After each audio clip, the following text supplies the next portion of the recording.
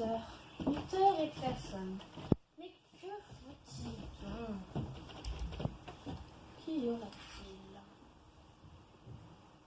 Ah, Anne-Marie-Louise d'Orléans. Et 40 000 titres derrière son nom. Mais comment peut-on le retenir? Heureusement qu'on a des valets qui savent faire ça. Elle est fort riche, avare et hautaine. C'est à s'en demander pourquoi est-ce qu'elle a accepté mon invitation, elle si froide. Il y a également Madame de Lafayette. Elle est fort jeune et je trouve que l'amitié d'écrivain ne s'y est point à une femme. Mais d'un autre côté, elle m'admire, elle m'adule. Avec un modèle tel que moi, si excellent et si parfait, comment ne pas éprouver l'envie d'écrire? Tout à fait normal que je l'invite à ce dîner. Il y a également Monsieur Lebrun. C'est un fort bon artiste et le roi a eu totalement raison de m'en faire ce peintre officiel. Mais tout de même, le tableau qu'il a fait de moi, il m'a fait un nez démesurément grand. Il n'est pas aussi gros dans la réalité. Oui.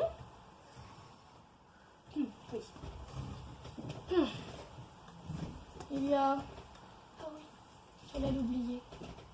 Mademoiselle Dupas, la plus belle des créatures de ce monde, et qui a quand même pourtant réussi à épouser l'homme le plus gros, le plus insolent et le plus mauvais qui soit. Et puis quel mauvais comédien que ce René Berthelot. Rien à voir avec sa femme. Quand elle monte sur scène, on dirait un ange. Et puis que je l'ai vue jouer à Rouen, pas une minute ne s'écoule sans que je ne pense à elle. Oh, pourquoi diable fait-elle partie de la troupe de Molière? Oh, que je l'aime. Elle est belle, belle comme quoi? Belle comme le ciel, oui, parfait, cela rime. Elle est belle comme le ciel. Mademoiselle Dupas, c'est elle.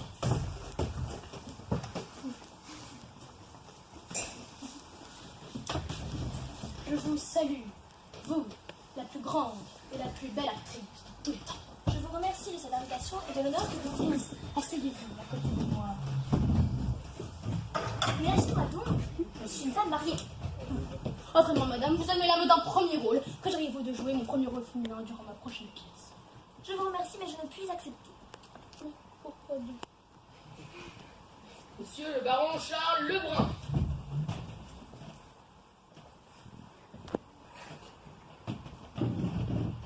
Je vous salue, monsieur le baron.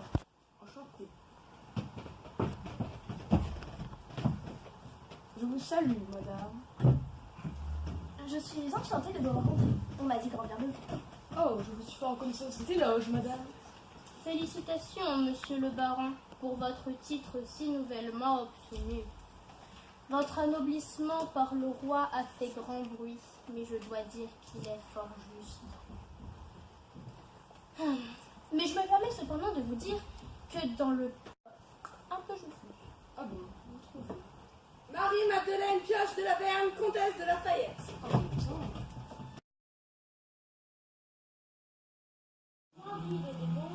Anne-Louise d'Orléans, la grande mademoiselle. Enchantée de vous rencontrer, enfin.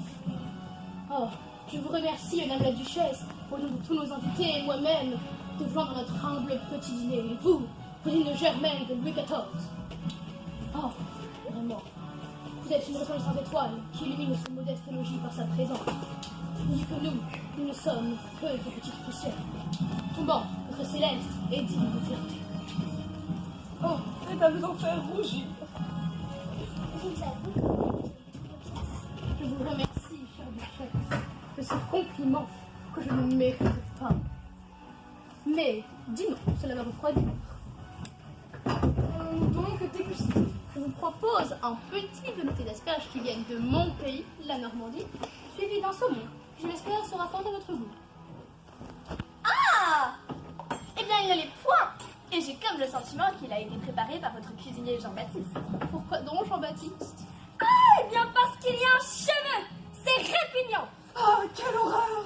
Eh bien, comment décrire ce poisson? Je dirais qu'il n'est pas fin, même qu'il est plutôt gros. Il est aussi gros que votre nez. À vrai dire, je n'ai plus faim. Monsieur!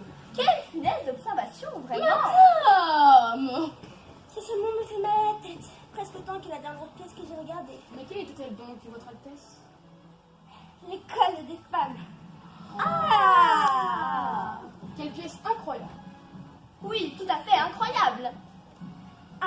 mais vous voulez rire. Oh, Molière est un artiste raté et son humour très limité. Mais pourquoi donc pensez-vous cela? Il ose se moquer de femmes telles que moi dans ses précieuses ridicules. Et puis, Molière n'est même pas capable d'inventer des vers. Dans l'école des femmes, il plagie Horace, mon grand succès de l'année, et ose se moquer de mon frère. Il adresse tous les dramaturges français en m'adressant moi.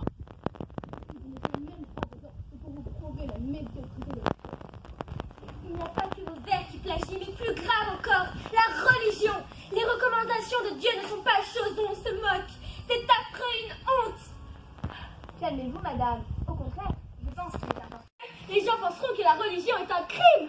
Et c'est facile pour vous de dire ça. Je parie que vous n'avez même pas reçu d'éducation religieuse. Vous êtes si pauvre. Mesdames, vous faites beaucoup de soucis pour peu de choses. Pour ma part, je trouve que cette pièce donne de l'espoir aux gens. Ne suis-je pas moi-même un exemple d'ascension sociale? J'étais bourgeois, je suis pas. Oh, mais de là à leur donner de faux espoirs. Sans les gens comme moi, madame, il n'y aurait pas de France. Et puis, quelle mauvaise image de l'époux l'école des femmes donne-t-elle au nom du burlesque? Molière ose agresser tous les hommes mariés. Ah, mais c'est que vous ne saisissez guère la satire. Non, c'est que l'humour de Monsieur Molière est très limité. Très. Quant à moi, je trouve que l'image montrée des hommes dans cette pièce est fort juste. Les hommes sont tous pareils.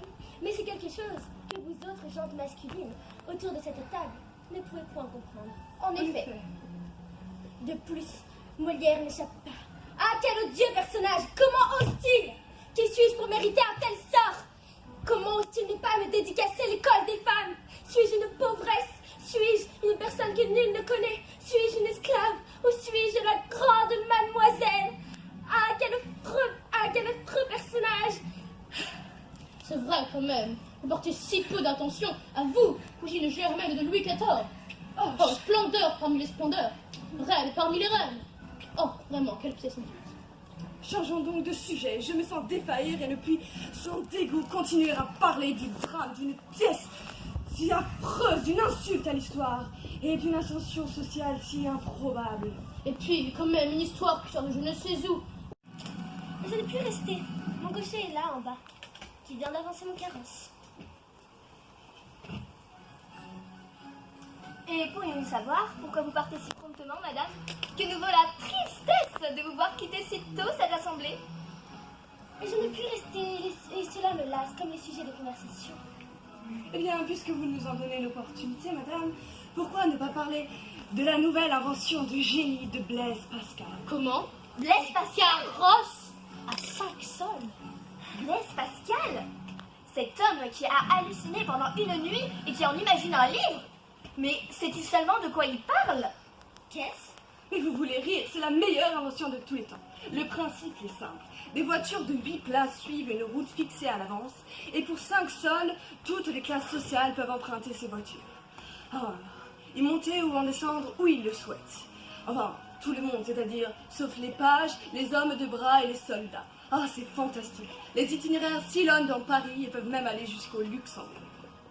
La possibilité de prendre un carrosse pour 5 sols, c'est même une idée de génie. Comment osez-vous le brin dire une chose pareille? Pensez-vous que donner ce privilège aux pauvres et aux bourgeois, c'est une bonne chose?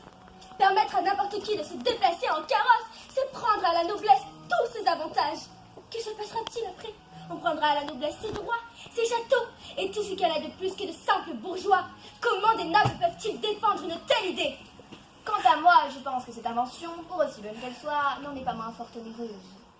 Cette invention est tout de même fort utile. Même si elle empiète un peu sur nos privilèges, 5 sols, c'est tout de même peu pour l'avantage qu'on en tire. Je trouve cette idée fort intéressante. Et puis, sérieusement, mesdames, messieurs, ça ne nous sert à rien. Je serais restée chez moi. Et puis s'attarder sur les mérites d'une tarte aux fruits, alors que nous parlions de la pire invention de tous les temps.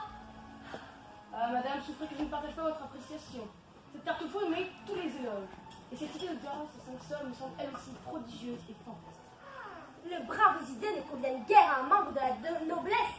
Devrais-je me résoudre à vivre retiré dans mon palais pour ne pas affronter la cohue? C'est affreux. Et vous pourriez lire mon pièce. Oui, bien sûr. Oh, je vous suis obligée. Madame la Duchesse, à mon grand déplaisir, nos avis se rejoignent sur un point, le fait que nous soyons l'une et l'autre contre cette invention. Il me semble que se promener sur les berges de la Seine est une excellente chose, par le temps du moins. Et le bon air vaut mieux que toutes les médecines, n'est-ce pas? Dieu nous a donné des jambes, marchons donc, en ville comme à la Seine. Bien, puisque notre dîner est terminé, je vous propose de prendre le café dans mon salon. Un ami vénitien m'en a apporté il y a peu. On dit de cette nouvelle boisson qu'elle est exquise. Ce qu'on vous dit, oh, cette boisson est acrée, amère, rien ne peut et ne pourra remplacer le thé. Ah, alors thé au café, mais